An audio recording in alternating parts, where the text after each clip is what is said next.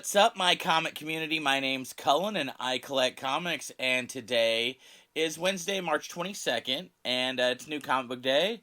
I went to the Comix Strip in Cape Girardeau, Missouri. It's my local comic shop I go to. It's on Broadway across from the old Esquire Theater. We're going to start today with Boom and Dune House Harkonnen, number 3. And this has a Raymond Swanland cover. And the art for this is done by Michael Shelfer, and Kevin J. Anderson and Brian Herbert are writing this. And this is issue number 3. Duncan trains to be the legendary fighter he's destined to become, while Baron Harkonnen clashes with the fearsome Gene Gesserit and the enemy within his degenerative disease. Meanwhile, the IX Uprising is in desperate need of aid, especially as young fertile women begin to disappear. All right. Next, we're moving on to DC, and we're going to start with Batman One Bad Day, Ra's al Ghul number 1, and this is an Danny Miki and Ivan Reyes cover, and Tom Taylor's the writer for this, and Ivan Reyes and Danny Miki are the pencil and inker for this, and I believe this is the final Batman One Bad Day book. Why won't Batman save the world? For centuries, Ra's al Ghul has wanted to save the Earth from the worst of mankind, and for centuries he has failed. Recently, his greatest obstacle has been the Dark Knight detective Batman. Ra's offered Batman a chance to be part of his New World Order, but Batman refused. For years, their Cold War has raged, but Ra's will have no more. Ra's will remove Batman from the equation and save the world, recreating it in his image and bringing peace and prosperity to all the good-hearted souls of this earth deserve. Don't miss this epic tragedy from all-star creative team Tom Taylor, Nightwing, and Batman or Superman, Son of Kal-El, and Deceased, and Ivan Reyes from Detective Comics and Blackest Night. The last of the One Bad Day specials and the most epic to date. All right. Next, after we've got those two, we're moving on to DC's Legion of Bloom, and this is the awesome Derek Chew cover. And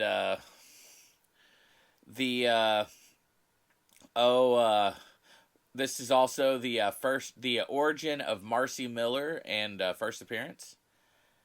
And usually these books, they always tell you the artists and writers and stuff, so I'm just going to go ahead, because it's an anthology book, I'm going to go ahead and, because I know it's usually in the flavor text, so let's... Written by Ashley Allen, Julio Anita, Calvin Kazuki,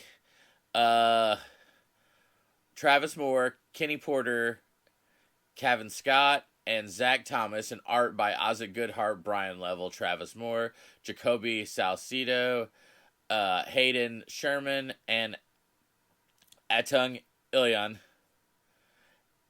and more. How do you announce winter is coming to an end? You spring it on them. Welcome to the springtime celebration, with a celebration of DC's greenest and greatest. As the flowers bloom, breathe in that Swamp Thing smell, watch blue beetles fly out from Titan's West, pick a Captain Carrot or two from the Floronic Man's garden, but make sure to avoid the poison ivy. This season may go by in a flash, but don't worry, stories like these last forever. Oh, and Wonder Woman will be there too. Alright.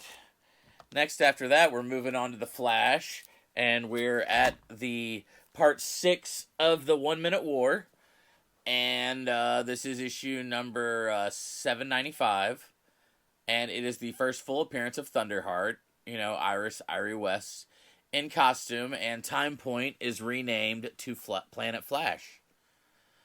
This has a Taran Clark cover. The artist for this is, actually, there's several artists, it looks like. There is George Cameron Diaz, doing interior art. There's Roger Cruz, Fernandez Passarian, both doing pencils, and inking done by Osler Albert and Wellington Diaz. And writer for this is Jeremy Adams. The Flash family retreats, mourning the loss of their family members, while Barry tries to find a way to stop the fraction once and for all. Surprises abound as the past is revisited, and we hurtle toward the end of the 1 Minute War. All right. Next, after 1 Minute War, we've got GCPD Blue Wall number 6. This has cover art by Rico Murakami. The interior art is done by Stefano Raffaelli, and John Ridley is the writer for this. And like I said, this is issue number 6. With Gotham in a state of panic over the recent murders and the GCPD buckling down under the weight of the department's connection to the crimes, can Commissioner Nay Montoya restore peace without crossing the line herself? What price is she willing to pay in order to do what is right? All right. Next we got Harley Quinn Legion of Bats, and this is issue number 6. And this cover is by Yoshi Yashitani, and the interior art is by John McKell, and T. Franklin's writing this. And this is issue number 6. Harley and Ivy's relationship has been stress-tested in nearly every way over the course of this series. And now their adventure comes to a close. We're left with one question. Is their love strong enough to withstand these trials and tribulations? And check out this fansmabulous finale to find out.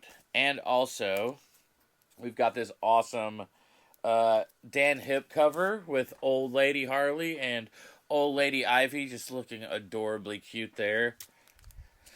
Love that. All right. Then, next from DC, we have Nightwing, number 102. And here's the first cover we'll start with on this. And it's a Bruno Redondo cover. The artist for this is Travis Moore. And the writer for it is Tom Taylor. We also have this awesome B cover that is done by Travis Moore. Nightwing is a great leader, not just because Batman trained him, or because how Alfred raised him, or even because he has a heart of gold. It's because of his friends.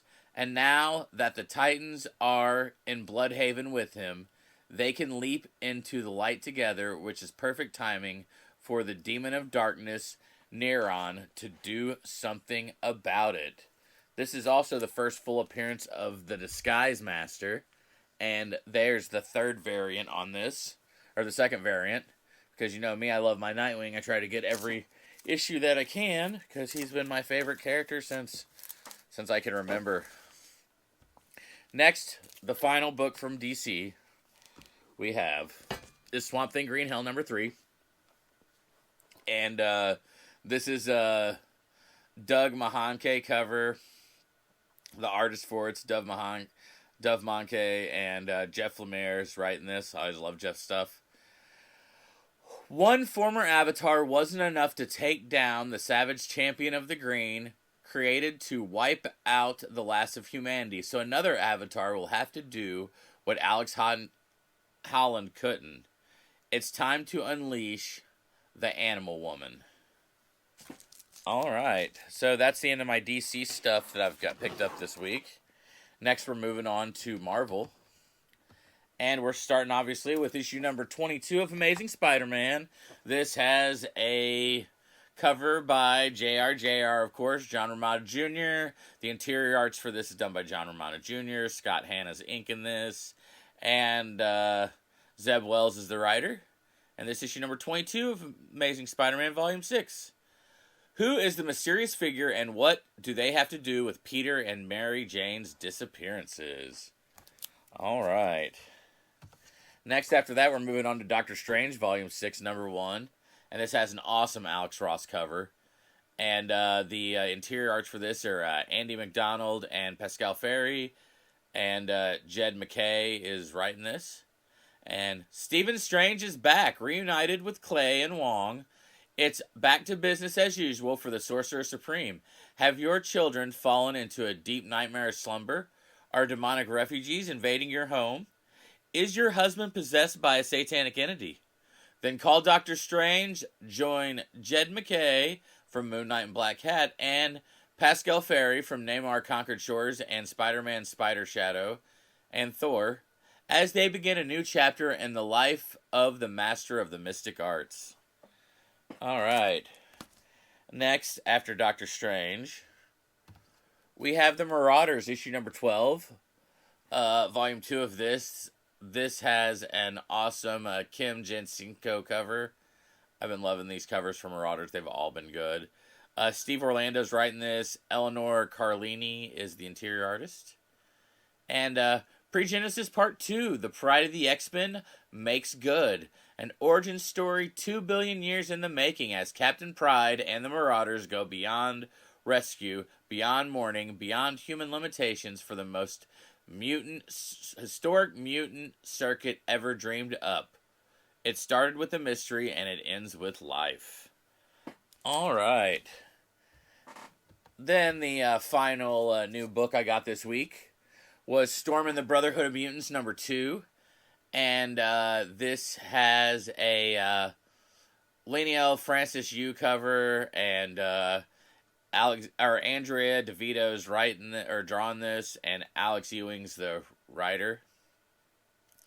100 years since the Sinister Era began, Wagnerine and her gene-split assassins are holy thieves, servants of the cosmic cult, and let heist liturgy be spoken. Loot the ashes of Asgard, raid the tombs of the Otherworld, pick the pockets of the Marvel Universe, and build the sacred weapon, and let us bear witness to the final fate of the first, the fallen fiend who has once known as Nightcrawler. Alright. And that's all my new books, but that's not quite done. I went ahead and picked up Avengers Forever. I finally got the A cover of that, because if you remember, I was missing that. I had just the, who was it? The Todd Knott cover.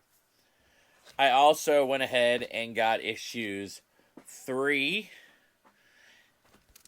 and 4 of Deadly Neighborhood Spider-Man, and picked up 2 sweet copies of Deadly Neighborhood Spider-Man number 5, which is the first appearance of Dream Spider, which is apparently one of the bigger Marvel keys this year so far, from what I've heard.